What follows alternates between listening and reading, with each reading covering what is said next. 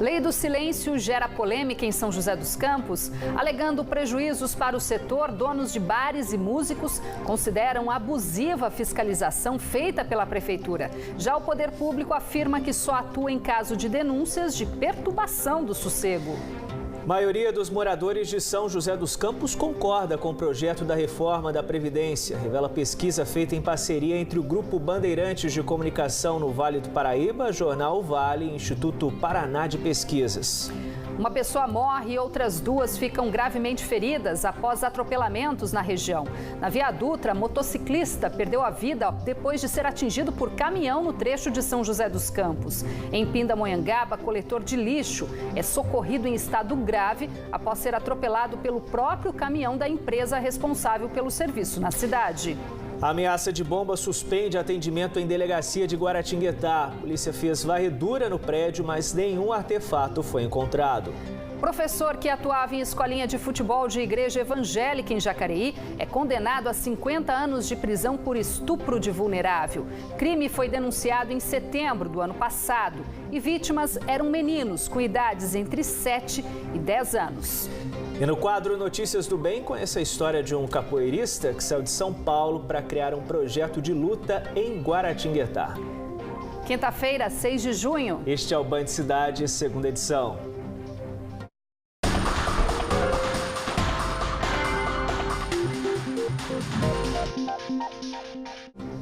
Olá, muito boa noite. Boa noite para você. Bares e restaurantes, principais palcos para cantores de São José dos Campos, estão revendo a contratação dos artistas para evitar problemas com a prefeitura. Desde 2014, existe uma lei na cidade que prevê multas para casos de perturbação do sossego público, que limita o volume do som em estabelecimentos comerciais. Mas os empresários do setor alegam que de uns tempos para cá a fiscalização ficou mais rígida. O Daniel é proprietário deste bar em São José dos Campos há 2 anos e sempre ofereceu música ao vivo para os clientes. Ele tem autorização da prefeitura para isso, mas mesmo assim, há alguns meses recebeu uma notificação por ter divulgado uma apresentação musical que aconteceria no estabelecimento. Temendo novas advertências, ele parou de contratar músicos com a mesma frequência. O problema é que, sem som ao vivo, o movimento na casa é 40% menor. Não consigo contratar porque a multa vem, a notificação, então não tem condição de eu colocar uma música porque o que eu vou vender aqui não vai pagar essa multa. Por conta da fiscalização, eu não consigo oferecer isso ao meu cliente. Eu abro o bar e eu não tenho música. O Michel toca e canta em bares de São José há 10 anos e acredita que a fiscalização da prefeitura quanto à lei do sossego público está mais rígida. Neste ano, ele já teve que interromper uma apresentação musical em um bar por causa de uma fiscalização. Coisa que nunca havia acontecido antes. Na prática, a fiscalização nunca mediu os decibéis, já chegam realmente com um documento de notificação ou de multa e já aplica direto no dono de bar. A gente nunca notou que eles medem a altura, os decibéis, realmente já chegam com essa agressividade mesmo. Em São José dos Campos, a lei do sossego público determina que, com relação ao barulho, estabelecimentos de bairros residenciais não podem ultrapassar os 45 decibéis no período noturno. Já em bairros industriais, o máximo permitido é de 60 decibéis à noite. A fiscalização existe desde 2014, quando surgiu a lei. De acordo com a prefeitura, os fiscais só vão até o estabelecimento depois de receberem alguma reclamação e são responsáveis por fazer a medição dos decibéis antes de notificar ou multar o local. Mas, na prática, a realidade parece ser outra. Os donos de bares e músicos dizem que a fiscalização tem ficado mais rígida desde abril deste ano, quando foi criada uma nova portaria na lei do sossego público. A partir de então, a polícia ganhou o poder de autuar os estabelecimentos ao receber uma reclamação sem fazer a medição dos decibéis.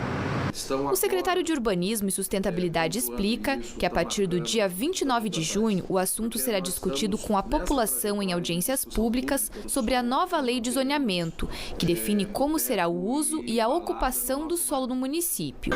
Além disso, garante que o município está colhendo informações para que a atualização da legislação defina os locais que serão ou não permitidas atividades com som.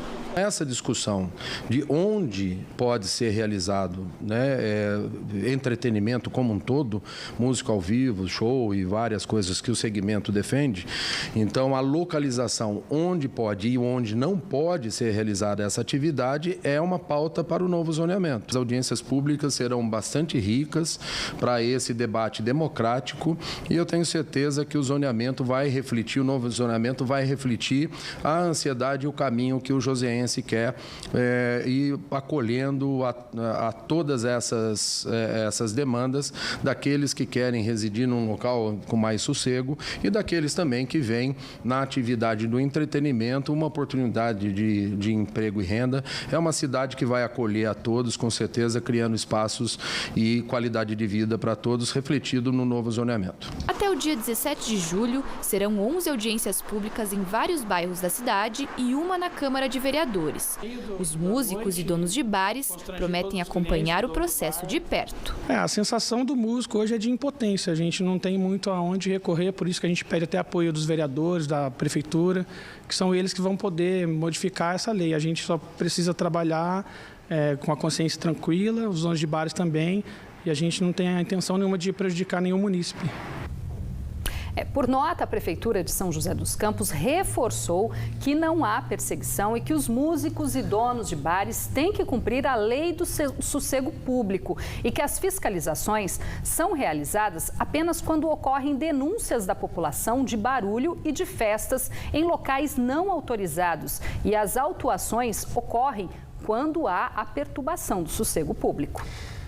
O Band Cidade divulga hoje o resultado de mais uma pesquisa realizada em parceria entre o Grupo Bandeirantes de Comunicação no Vale do Paraíba, o jornal O Vale e o Instituto Paraná de Pesquisas. Desta vez, o levantamento mostra a opinião dos moradores de São José dos Campos sobre a reforma da Previdência, proposta do governo federal em discussão na Câmara dos Deputados.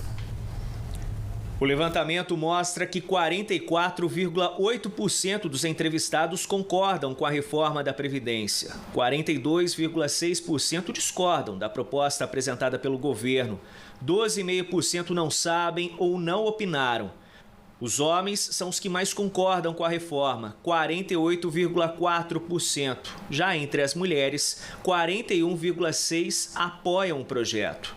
Por faixa etária, a pesquisa mostra que 55,3% dos entrevistados com 60 anos ou mais concordam com a nova Previdência. Já entre a faixa etária dos 45 aos 59 anos, o projeto apresenta a maior rejeição, com 49,7%. Para esta pesquisa, 718 pessoas foram ouvidas de São José dos Campos entre os dias 27 e 31 de maio. O grau de confiança da pesquisa é de 95% e a margem de erro é de 13,5%. A Paraná Pesquisa está registrada no Conselho Regional de Estatística da 1ª, 2ª, 3ª, 4ª, 5ª, 6ª e 7ª região, sob o número 3.122/19. O resultado completo da pesquisa se vê amanhã nas páginas do jornal O Vale. Um motociclista de 46 anos morreu esta tarde após ser atropelado por um caminhão na marginal da Via Dutra, em São José dos Campos. Segundo a concessionária que administra a rodovia, a vítima, que seguia na pista sentido São Paulo, depois de bater no canteiro central, caiu na pista contrária e, nesse momento, foi atingida e arrastada pelo caminhão por cerca de 50 metros. O resgate foi acionado, mas a vítima morreu no local. E também agora à tarde foi registrado outro atropelamento no quilômetro 129, no trecho de Caçapava. Segundo a Polícia Rodoviária Federal, um homem foi atingido por um veículo no momento em que tentava atravessar a rodovia. A vítima foi socorrida em estado grave pelo SAMU.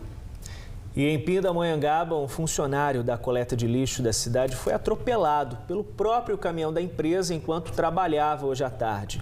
O homem foi socorrido pelo helicóptero Águia e encaminhado em estado grave com politraumatismo ao Hospital Regional em Taubaté. Em nota, a Prefeitura diz que apura o caso junto à empresa Coletora Pioneira, terceirizada, que realiza os serviços no município.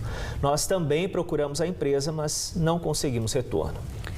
Terminam amanhã as inscrições para o SISU do segundo semestre, que dá aos estudantes mais uma oportunidade para usar a nota do Enem do ano passado e tentar uma vaga em uma universidade pública. As notas de corte dos cursos e a classificação são divulgadas todos os dias, mas o resultado será divulgado só na segunda-feira. Até lá, fica a expectativa dos candidatos que não desistiram do sonho e seguem na rotina de estudos. Renan ainda não desistiu do sonho de cursar engenharia civil. Ele vai tentar pela segunda vez uma vaga pelo SISU, o Sistema de Seleção Unificada do Ministério da Educação, que usa as notas do Enem para selecionar novos alunos para as universidades públicas. Mesmo com o maior número de vagas oferecidas no segundo semestre desde a criação do programa, a concorrência acirrada agora é o principal desafio.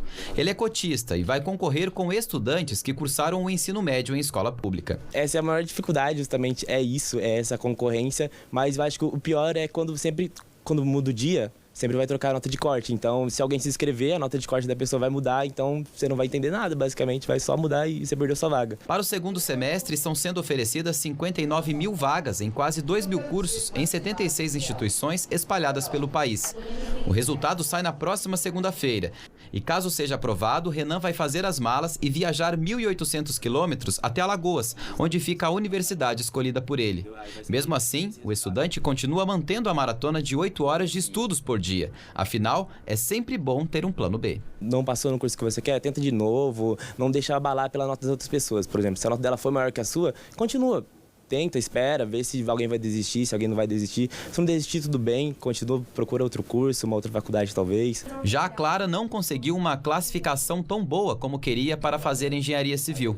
Por isso agora ela vai aproveitar as vagas do SISU para tentar uma oportunidade no curso de design em Curitiba. A nota de corte era 752 e minha média foi 690 e para designer a média era 680. Então eu estou em quinto lugar agora, aguardando. Esse especialista em educação avalia que no segundo semestre as chances para os candidatos aumentam, já que a maioria costuma priorizar os vestibulares de verão. Por outro lado, agora a pontuação terá que ser maior. Dos 11 cursos mais procurados pelos cotistas, 9 apresentaram elevação de no mínimo 5 pontos na nota de corte. Entre os oferecidos para ampla concorrência, 7 tiveram aumento das notas, mas apenas 3 registraram crescimento acima de 5 pontos: educação física, biomedicina e medicina. A gente fala que o Enem é uma chave, né? A nota do Enem é uma chave e a partir dela ele consegue abrir várias portas. E uma das portas também é o Enem do segundo semestre. Nesse Enem do segundo semestre, a gente vê um comportamento consideravelmente similar.